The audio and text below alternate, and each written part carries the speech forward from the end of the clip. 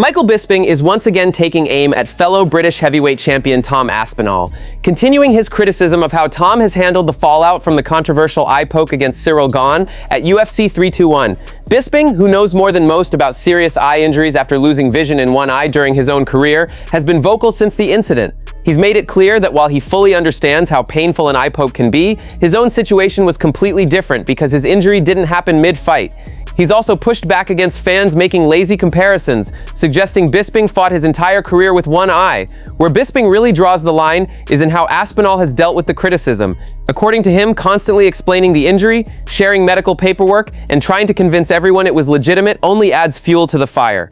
In his view, that approach feeds the critics and reinforces a victim narrative that fighters should avoid. Aspinall's return could potentially take place at the rumored White House event. His recovery has been anything but smooth, and months after the fight, Tom still hasn't resumed training. Meanwhile, Alex Pereira has been dealing with a foot injury of his own, yet he's already back in the gym. Because of that, both fighters are expected to return on that massive card. Aspinall is expected to rematch Gane, something Dana White has already confirmed. As for Pereira, in an ideal scenario, he could end up facing Jon Jones at the same White House event. Let's break down exactly what Bisping had to say. It's like he's trying to prove that he was hurt. You don't need to do that, right?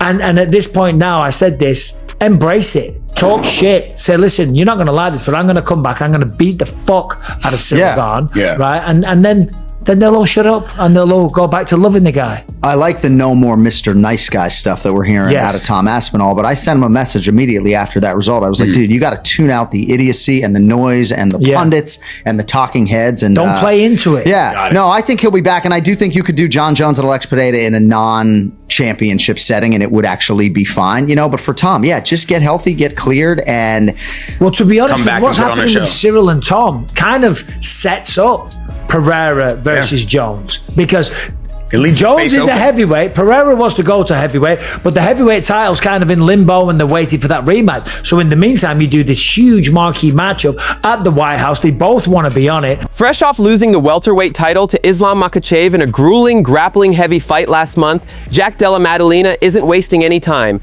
He's already calling for the most dangerous route back to the top. In a new interview clip, the Australian striker made it clear that Shavkat Rakhmonov is the fight he wants next. JDM explained that beating an undefeated force like Shavkat would instantly launch him back into title contention.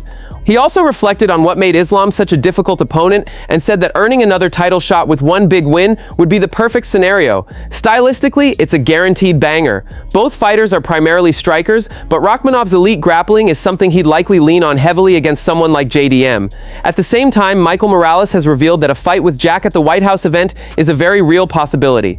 When asked about a hypothetical super fight with lightweight champion Ilia Topuria, Jack didn't hesitate. He said he's confident he'd knock out the Georgian star. That matchup remains purely hypothetical though, because if Ilia ever moves up to welterweight, the expectation is that he'd face Islam, and Islam alone. Anyone else simply wouldn't make sense, as Topuria would be undersized against true welterweights. Let's hear what Jack had to say. I think you versus Shavkat's a fight, bro. That's the fight. That's the fucking fight, bro. That's a great one, bro. What do you think? Because obviously you just fought Islam. What was the hardest to deal with in the ring? He's good. Like his top position's good, right? He's good at just holding people down, pinning. He's like pinning, and I got stuck there. Yeah, I think a rematch there would be cool too. Yeah, hopefully. Probably one more fight and then run that back. Yeah, that'd be the dream, man. That's why I want to fight Shavkat, because being someone like him, you get thrown right back in there. Oh right? Yeah. Would you fight Buckley? Yeah, I'd fight Buckley. Yeah, for sure. You just fought Usman. Yeah. I was so surprised, bro. I was so surprised he lost that. I thought he had it, bro.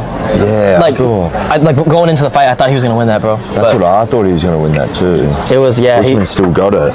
Yeah. It wasn't even really a close fight, and I've streamed him before. I love him, but yeah, it was pretty fucked, bro. Who do you got? You or Ilia? Like, would you think it'd be like?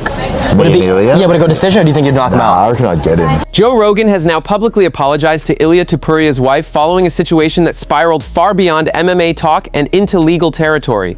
The controversy started on a previous episode of the Joe Rogan Experience, where Rogan discussed Ilia Topuria's personal life and reacted to a photoshopped image circulating online. The image falsely showed Topuria's wife with another man, presented as a rapper when in reality it was her own brother, altered to look like someone else, due to the size of his platform and the role his comments played in amplifying the false narrative. Rogan apologized for repeating something that turned out to be untrue. He also emphasized that this type of scrutiny often comes with fame, explaining that once people become public figures, rumors and invasive speculation become part of the territory. He said many people think they're prepared for that level of attention, but when it actually hits, it can be overwhelming and damaging. Alexandre Pantoja is officially back in full MMA training. He recently posted new footage showing light sparring, gym work, and strength training, and all signs point to a smooth recovery. The former champion is expected to return to the octagon in late spring or summer.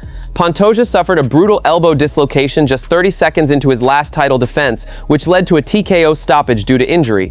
That moment completely changed the division, as Joshua Van went on to dethrone him and claim the flyweight belt. Fans immediately called for an instant rematch, but because Pantoja was expected to be sidelined for several months, the UFC chose to move forward without waiting.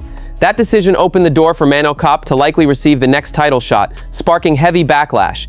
Many fans argued that Pantoja's injury timeline wasn't long enough to justify skipping an immediate rematch, and that the UFC could have easily waited. Regardless of how things play out, the former champ is expected to get his title shot eventually, no matter who holds the belt. His return now feels like a matter of when, not if. Who do you think wins between Joshua Van and Manel Kape? Let us know in the comments below. Bisping and Jon Anik also shared their thoughts on the current flyweight chaos. Let's dive in. What do you think of Joshua Van and his world title? Do you think he should be able to celebrate it and be able to... 1,000,000%. And I don't know if you saw what Pantoja said. I thought he was all class. He said, listen, that's his destiny.